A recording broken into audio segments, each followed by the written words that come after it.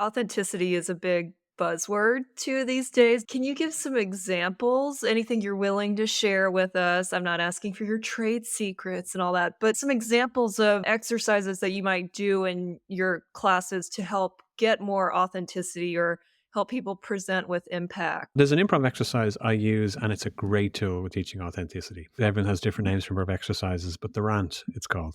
And basically, I'll get somebody to stand up and have a rant. What's a rant? It's just a personal perspective on a topic. So it doesn't have to be negative. And I time it. I'll say you've got 30 seconds, 60 seconds, and we'll stop you at the end of the rant.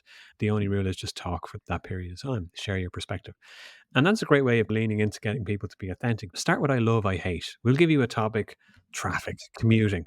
I hate the traffic. And what happens is people will tend to speak in a way that they would speak to friends, or they'll be a little less professional. And I don't like the word professional because you ask people to define what professional means, and they usually define it by defining what unprofessional is. I prefer to use the word authentic instead of professional. So you're sharing your view, you're sharing a slice of your life. It usually leans into us being a bit more animated, a bit more expressive.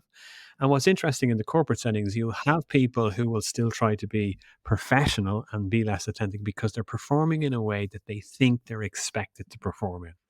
And what I will do is, in some cases, if you have somebody who won't get past that block, I'll say, you're sitting in the pub with your friends on a Friday after work having pints. Sorry, it's an Irish thing. Go off on one about the traffic. I want you to do it like Ah. that, and we'll work backwards.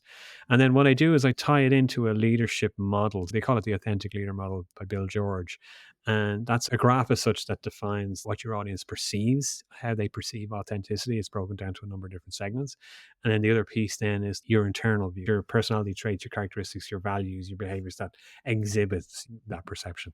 So you link the two of them together. People can map out what's important to them from an authenticity perspective and then live it out by having around. That's just one of the tools and techniques I use with authenticity.